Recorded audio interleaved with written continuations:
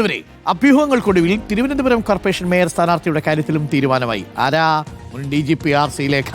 VV Rajesh out, RC Lekha in. ഇതാണ് ഇപ്പോൾ തീരുമാനം.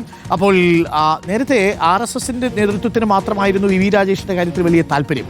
സംസ്ഥാന നേതൃത്വം ശ്രീലേഖയ്ക്കൊപ്പമാണ് നിന്നത്. BJP സംസ്ഥാന ജില്ലാ നേതൃത്വങ്ങൾ ശ്രീലേഖയ്ക്ക് അനുകൂലമായ നിലപാടാണ് സ്വീകരിച്ചത്. ശ്രീലേഖയെ സ്ഥാനാർത്ഥിയാക്കുന്നതിനെക്കുറിച്ച് രാജീവ് ചന്ദ്രശേഖർ BJP കേന്ദ്ര നേതൃത്വത്തെ അറിയിച്ചിട്ടുണ്ട്.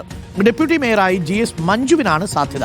ഹരിമോഹനുണ്ട് കൂടുതൽ വിവരങ്ങളുമായി. ഹരി, അപ്പോൾ കാര്യങ്ങളൊക്കെ തീരുമാനമായി. ശ്രീലേഖയ്ക്ക് തന്നെയാണ് നറുക്ക്. നമ്മൾ നേരത്തെ റിപ്പോർട്ട് ചെയ്തു, ഹരി വളരെ വ്യക്തമായി തന്നെ റിപ്പോർട്ട് ചെയ്തു. എല്ലാവരും VV രാജേഷിന്റെ പേര് പറഞ്ഞപ്പോൾ നമ്മൾ പറഞ്ഞു സാധ്യത കുറയുന്നു, പകരം ശ്രീലേഖയ്ക്കാണ് സാധ്യത കൂടുതലെന്ന് പറയുന്നു. VV രാജേഷിന് അല്പ സങ്കടം ഉണ്ടാവും. സംസ്ഥാന നേതൃത്വത്തിലെ ഒരു വിഭാഗത്തിനും ചെറിയൊരു അതൃപ്തിയുണ്ട്. പക്ഷേ RSSനെ അനുനയിപ്പിക്കാൻ BJP സംസ്ഥാന നേതൃത്വത്തിന് കഴിഞ്ഞു. അപ്പോൾ ശ്രീലേഖയ്ക്ക് വഴി തെളിഞ്ഞു അല്ലേ?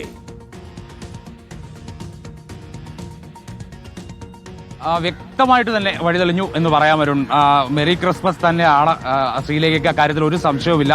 ശ്രീലേഖയുടെ പേര് ഇനി പ്രഖ്യാപിക്കാനുള്ള ഒരു കാലതാമസം മാത്രമേ ഉള്ളൂ. അത് ഇന്ന് തന്നെ പ്രഖ്യാപനം ഉണ്ടാവും. കാരണം നാളെ മേയർ തെരഞ്ഞെടുപ്പാണ്. അതുകൊണ്ട് ഇന്ന് തന്നെ പ്രഖ്യാപനം നടത്തേണ്ടിയിരുന്നു.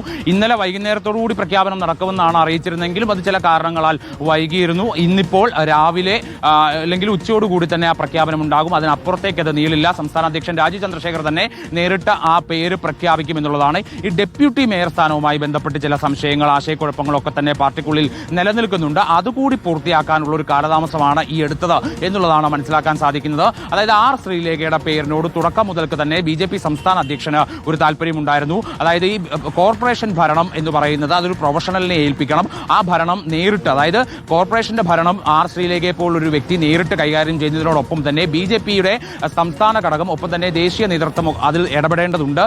കാരണം ഇത് കേരളത്തിലെ തന്നെ ആദ്യത്തെ കോർപ്പറേഷനാണ്. അത് ദേശീയ നേതൃത്വം ഉറ്റുനോക്കുന്നുണ്ട്. രാജ്യത്ത് തന്നെ വലിയ രീതിയിലുള്ള ചർച്ചയായിട്ടുണ്ട്. അതുകൊണ്ട് അതിലേക്ക് ഒരു രാഷ്ട്രീയ നേതൃത്വം വന്നു കഴിഞ്ഞാൽ അതിന്റെ സ്വഭാവം തന്നെ മാറിപ്പോകും എന്നുള്ളതാണ് BJP സംസ്ഥാന അധ്യക്ഷൻ ദേശീയ നേതൃത്വത്തെ അറിയിച്ചിട്ടുള്ള കാര്യം. അതുകൊണ്ട് തന്നെ ദേശീയ നേതൃത്വം അത് അംഗീകരിച്ചിട്ടുമുണ്ട്. RSSനെയും ഏറെക്കുറെ ഒരു സമവായത്തിൽ എത്തിക്കാൻ സാധിച്ചിട്ടുണ്ട്. അതുകൊണ്ട് തന്നെ പ്രഖ്യാപനം അധികം വൈകാതെ ഇന്ന് തന്നെ ഉണ്ടാകും. Arun, thank you. ഹരിമോഹനാണ് വിവരങ്ങൾ നൽകിയത്.